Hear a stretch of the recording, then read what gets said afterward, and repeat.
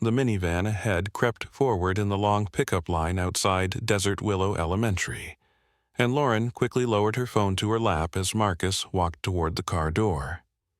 The screen had just gone dark, too fast, too practiced.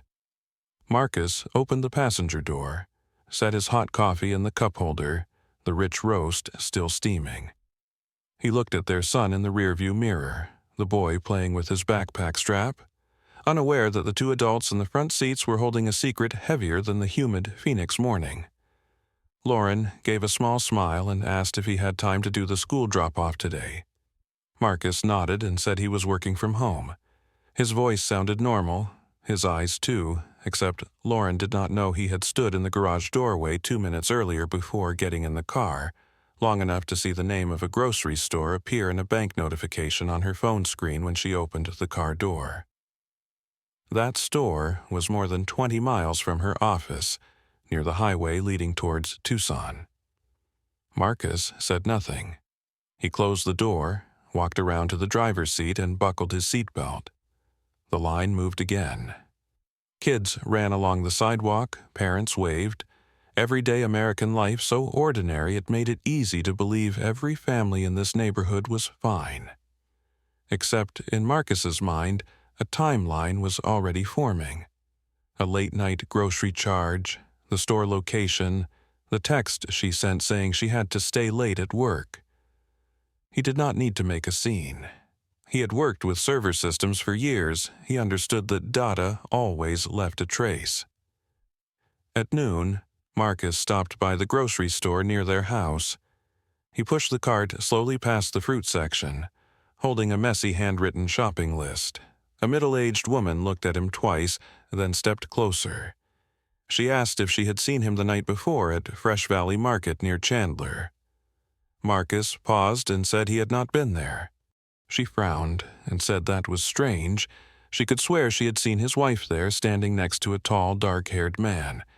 They had been arguing quietly near the checkout, and she remembered because Lauren had dropped her wallet. Marcus thanked her and added a carton of milk to his cart, as if nothing important had just happened. The first twist did not come from a photo or a confession. It came from a random witness between the dairy aisle and the cereal shelves. That afternoon he called the bank. The calm customer service voice confirmed a joint card transaction at 9:42 p.m. at that store. Marcus asked one more question, whether the card had been swiped in person or used online. "The physical card was used, sir." He thanked them, ended the call, and looked at the empty dining table. The wooden surface had a small scratch from when their son once dragged a toy across it. Families do not break apart with explosions. They crack through small fractures like that. That night, Lauren said she had an unexpected PTA meeting. Marcus nodded and bathed their son. While the boy splashed in the water, Marcus opened his laptop and logged into their shared car insurance account. He checked the driving history tracking the insurance company used to calculate safety scores. He had never paid attention before. Now he did. Lauren's SUV had traveled southbound on the highway the previous night, stopped for 17 minutes near Fresh Valley Market, then continued another 10 miles south before turning around. The second twist was not a mysterious man. It was a cold string of timestamps in an insurance system. Marcus sat up straight, hands on the keyboard without typing anything else. He did not see himself as a detective. He only saw himself as a husband, finally looking at the truth instead of looking away. When Lauren came home, she set her bag on the chair and sighed, saying the meeting had been exhausting. Marcus looked at her for a long time and asked nothing. In Lauren's eyes, he seemed smaller than before, quieter, less reactive. She did not know this silence was not surrender. It was the stage before someone decides what they deserve. That night, Marcus sat alone at the dining table after everyone slept. He reopened the data, the witness account, the transaction, the driving route. No shouting, no dramatic confrontation. Just a man realizing that self-respect does not begin by forcing someone else to be honest. It begins by refusing to keep pretending. If you have ever sensed something was wrong but kept convincing yourself everything was fine, share your story in the comments. And if you believe a family deserves to be built on truth, like and subscribe to Follow the Next Stories. Saturday morning began at the neighborhood grocery store, where the air conditioning carried the smell of toasted bread mixed with floor cleaner. Marcus pushed his cart slowly down the cereal aisle, eyes on prices while his mind connected scattered pieces of data into a map no one else could see. Lauren had said she would take their son to a classmate's house to work on a project. Her voice was light, natural, too natural. At the self-checkout, Marcus saw his son's third-grade teacher in line ahead. They exchanged greetings, talked briefly about math homework and the upcoming parent meeting. Normal conversation. American family life continuing on schedule even while a marriage was slipping off the rails. Outside, Marcus's phone vibrated. Unknown number? He answered. A professional middle-aged male voice introduced himself from the car insurance company. They needed to confirm a small detail because the system recorded a hard-braking event on Lauren's vehicle 2 nights earlier near the intersection of Highway 10 and an exit toward a roadside motel area. Marcus stood still in the parking lot, holding a bag of cold milk, and asked for the time. 9:48 p.m. The same time frame as the card transaction, the same route already recorded, now another unusual stop. He thanked the man and said his wife would call back if needed. The twist was not in an obvious photo. It was in a compliance system simply doing its job. At noon, Marcus took their son to a youth soccer field. Parents lined the sideline with coffee cups in hand, cheering when the kids whiffed the ball. Marcus clapped and smiled at the right moments. No one knew that in his head he was replaying every sentence Lauren had offered about that night. Working late at the office, grabbing a quick snack, getting home late because of traffic. He opened his phone, went into their shared banking app, and checked the statement again. Another small transaction appeared right after the grocery store charge, a gas station farther south along that same route. Marcus remembered the SUV still had half a tank that day. He was the one who had filled it last. The next piece of data was waiting at home. That afternoon he went up to the attic to find an old box of decorations and a sealed envelope slipped out from a stack of insurance papers. It was their mortgage refinance contract from last year, and there was a small clause he had never paid attention to. Any secondary loan taken out by either spouse above a certain threshold had to be disclosed because it could affect shared financial obligations. Marcus sat down on the attic floor, dust clinging to his jeans. He opened a free credit monitoring app, entered his information, and a new credit account under Lauren's name appeared.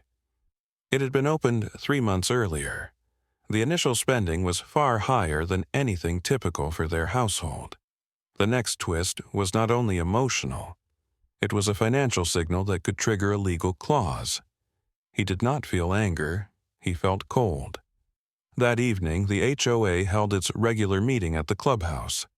Lauren told Marcus to go instead because she had to finish a report for a client. Marcus sat in rows of plastic chairs listening to discussions about tree trimming and streetlights.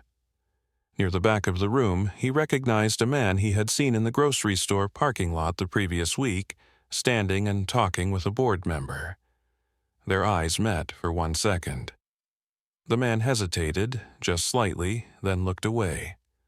Marcus did not need certainty. He only needed to understand that his story now had a real person in it, not just a shadow. When he got home, Lauren was washing dishes with her sleeves rolled up. The scene was so peaceful it hurt. Marcus looked at her, then at the kitchen where they had once talked about having another baby, about family vacations, about the future. He understood something simple. A family does not collapse on the day the truth is discovered. It begins collapsing on the day one person is no longer treated as someone who deserves to know the truth. He set his keys on the table. Lauren turned and offered a tired smile. Marcus returned a very small smile. In his head, the timestamps, the transactions, the driving history, the new credit account, the witness, all of it stacked into a quiet file. And he knew he was moving closer to the moment when the truth would have to step into the light. Monday morning, Phoenix arrived with harsh sunlight early and a blast of hot wind across the parking lot in front of the office building where Lauren worked. Marcus sat in his car across the street with the window halfway down. Not to stalk like a paranoid man. He only wanted to see, with his own eyes, the place her lies had used as their excuse. He watched Lauren step out of her car, hair tied up, work dress neat, walking fast with her shoulders slightly tense. Not the posture of someone simply tired from work, the posture of someone carrying a story too heavy on her back. Marcus did not follow. He did not need to. He picked up his phone and called a number he had saved the night before, a law office specializing in marital property and financial obligations. A woman's voice on the other end was gentle and professional.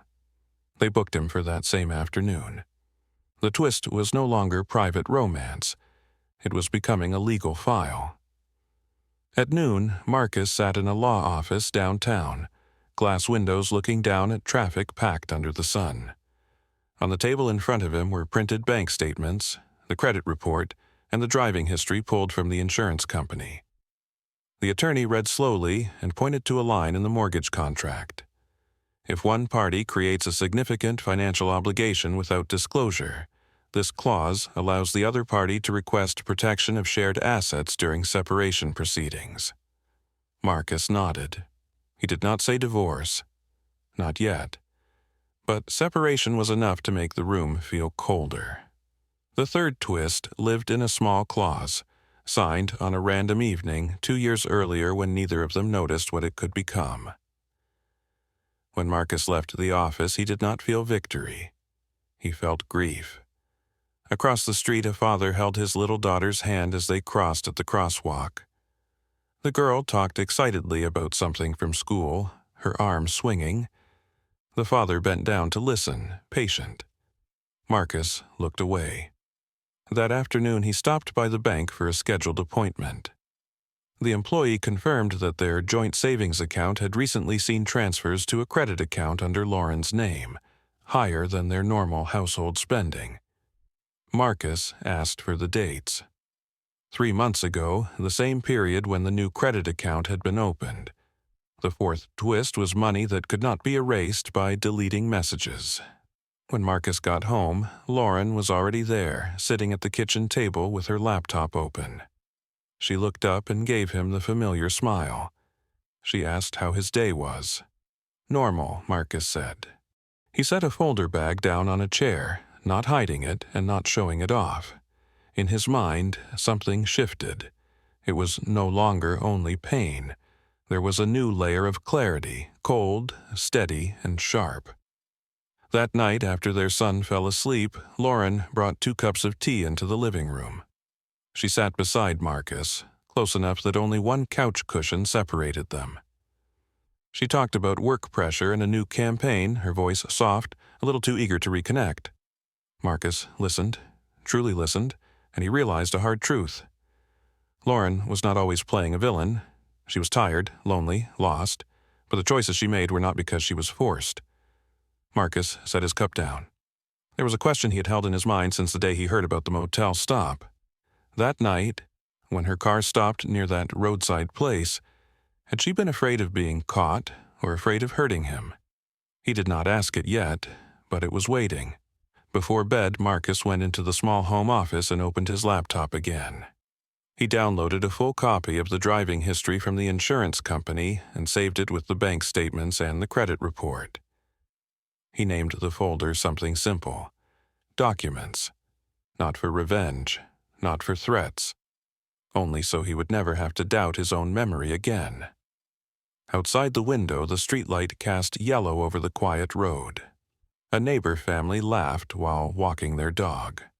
Footsteps and a leash clip tapped softly. Marcus sat in the dark of that small room and understood the truth does not always arrive as one lightning strike. Sometimes it comes as small, objective data with no emotion. And because it has no emotion, it makes every remaining emotion inside you clearer than ever. He closed the laptop. Tomorrow, he would not just observe anymore. The next morning, Marcus did not work from home. He put on a collared shirt and drove downtown to the glass building where Lauren worked. Not to cause a scene and not to spy. He had another appointment with his lawyer, whose office was only a few blocks away. In a small conference room under cold white lights, the attorney placed a new stack of papers in front of him.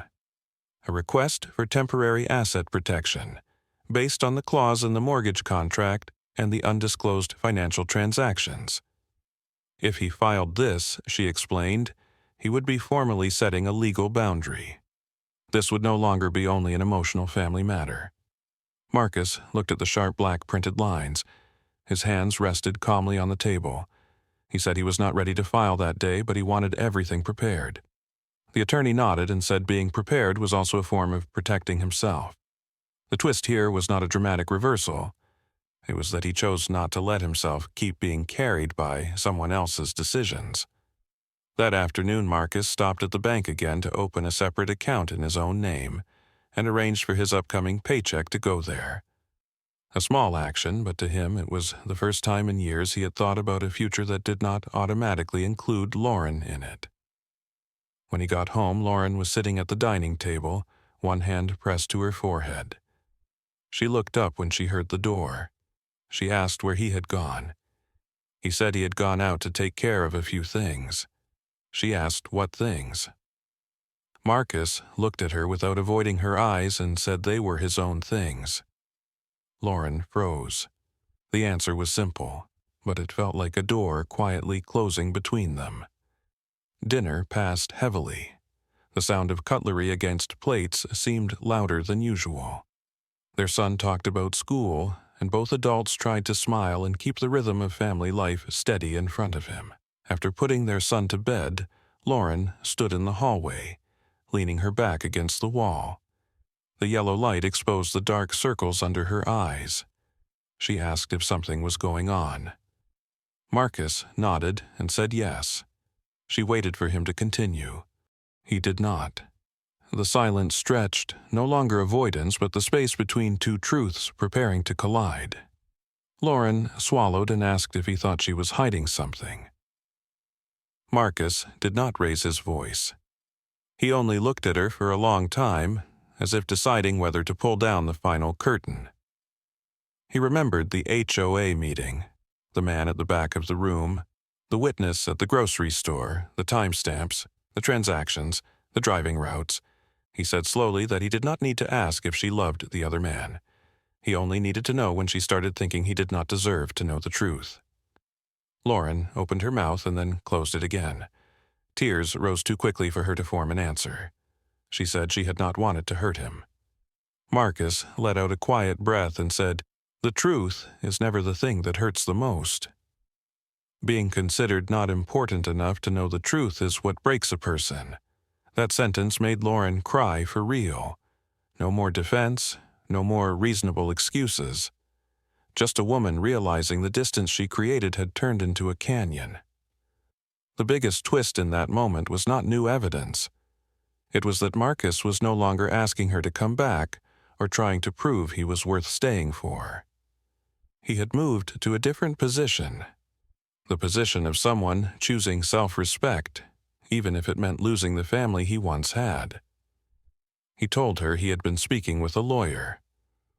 Lauren looked like the air had been pulled from her lungs. She shook her head over and over, begging him not to do that, saying they could fix things. She would end it. She would do anything. Marcus looked at her with sadness, but no panic. It was the look of someone who had walked through his longest night and no longer feared the dark. He did not give a final decision out loud, but inside him, a door had already closed very softly, and both of them heard it. That night, Marcus did not sleep in the master bedroom. He spread a thin blanket on the living room couch. Not to create drama, only because he was no longer calm enough to lie beside the woman he now knew he could not trust. The house was so quiet that the refrigerator turning on sounded loud. Marcus lay on his back, staring at the dark ceiling. He remembered nights before when Lauren would turn in her sleep and reach for his warmth without thinking. Memories do not disappear just because the truth appears. In the morning, he woke early and made coffee like always. Lauren walked into the kitchen, eyes swollen. She saw the folded blanket on the couch and understood everything without anyone explaining. Their son ran down the stairs, hair messy, smiling. Both adults smiled back at the same time. The family still functioned on the surface while underneath the foundation was separating. Marcus drove his son to school. The pickup line was long, children's music playing from speakers near the playground. He kissed his son's forehead and told him to have a good day. That moment tightened his chest. He was not leaving because he stopped loving his family. He was leaving because he did not want to teach his son that accepting lies was the price of keeping a home. At noon, he returned to the house while Lauren was out. He opened the file drawer, took copies of important documents and placed them in a folder. Each movement was slow and deliberate. In the bedroom, their closets stood facing each other like two different worlds. Marcus opened his side and took a few sets of clothes, placing them in an old suitcase. Every shirt carried a memory of a party, a trip, a moment from another version of their life. He paused in front of their wedding photo on the shelf. Two younger people believing love by itself was enough to carry them through anything. He turned the frame face down, not out of hatred, because he could not keep looking at a promise one person had quietly rewritten. That afternoon, Marcus met his lawyer again. This time he signed the prepared documents. There was no dramatic scratch of a pen, just blue ink moving across a line. Outside the glass window, life continued. A delivery worker pushed a cart, a woman walked her dog, someone talked loudly on a phone. The biggest twist now was not another hidden secret. It was that Marcus no longer waited for Lauren to change in order to feel safe. He chose to create safety for himself. That evening, he came home and placed his suitcase in the corner of the living room. Lauren saw it and went still. She asked if he was really going to leave. Marcus nodded. He said he was not leaving out of anger. He was leaving because he needed a place where he did not have to wonder every night whether the person beside him was living another life behind his back. Lauren stepped closer, tears spilling over. She said she had ended it. She swore she had only made a mistake not to end their family like this. Marcus listened. Every word touched the softest part of him, the part that still remembered the years they built everything together from nothing. He said quietly that he also had faults. He had stayed silent too long when he felt her drifting away. He had chosen safety over confrontation. But betrayal is not how you repair a weakening marriage. That sentence made Lauren collapse into a chair, sobbing. Not crying because she was caught, but because, for the first time, she clearly saw the cost of the choices she had made. Marcus knelt in front of her, keeping just enough distance. He did not touch her, even though he knew one hug right now could soften everything. He said they were still parents to their son. He would not disappear from their lives, but he could not continue being a husband in the same way. In Lauren's eyes, there was no more defense. Only the fear of losing someone she once believed would always be there no matter what she did. When Marcus pulled his suitcase toward the door, the house looked the same as always. Sofa, lamp, pictures on the wall. Only one thing was different. For the first time in years, he stepped out without feeling like he was abandoning someone. He felt like he was returning to himself. The apartment Marcus rented was on the second floor of an aging beige building that looked out over the parking lot of a 24-hour pharmacy. On his first night there, he sat on the living room floor with his back against the wall, eating takeout from a paper container. No television noise, no familiar footsteps moving in the kitchen, only the soft hum of the air conditioner and cars coming and going outside. He felt lonely, deeply and honestly, but for the first time in months he did not feel like he was living inside a story he was not allowed to read. In the morning he made coffee with a small machine he had bought in a hurry at the supermarket. The coffee tasted more bitter than usual. He drank it all anyway.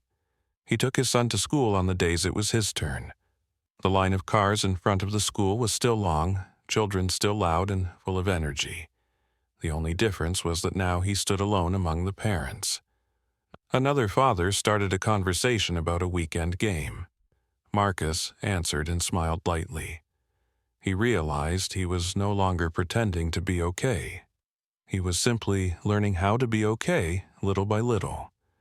At work, he spoke with his manager about updating his address and adjusting his schedule to be more flexible for parenting. The conversation was short and practical. No one asked too deeply about his private life. In America, people respected that kind of boundary. One afternoon, he received a call from the bank confirming that the account separation had been completed according to the legal request. The employee's voice was neutral, as if this were just another routine file among hundreds of others. But for Marcus, it was a clear line drawn in his life. The final twist was not Lauren coming back to beg, not a loud confrontation. It was that life kept moving forward even though he was no longer playing the role of husband in the old house. One weekend evening, he went to the airport to pick up his son after a visit with his grandparents. The pickup area was crowded, the sound of rolling suitcases rattling across the floor. He watched families hugging, children running into their parents' arms. When his son saw him, the boy ran over and wrapped his arms tightly around his leg. His son talked nonstop about the trip, about the cake his grandmother baked, about a neighbor's dog. Marcus bent down and listened, truly listened. He understood his family had not disappeared. It had simply changed shape. A few weeks later, Lauren met him at the lawyer's office to sign the final papers. She looked thinner, her eyes tired. They sat across a long table and signed page after page. No raised voices, no revisiting the past, only the sound of pens moving across paper. Outside the building, Lauren stopped at the curb. She said she had never imagined things would end this way. Marcus looked at the traffic flowing past. He said he had not either, but he believed it was worse to stay in a marriage where both people were pretending. Lauren nodded, tears shining but not falling.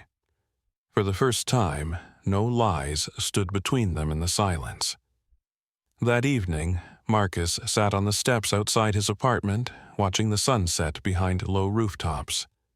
The desert sky shifted from orange to purple. He thought about the past few months, from the vague feeling in the school parking lot, to the witness in the grocery store, to the cold timestamps from insurance and banking systems. The truth had not come like a lightning strike. It came like small pieces of paper, enough for one man to decide what he deserved. He understood something simple. Love cannot survive long where the truth is hidden, and a family is only truly safe when the people in it respect themselves first.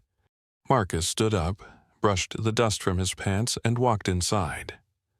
The room was still small, still plain, but it was a space where he did not have to doubt his own reality.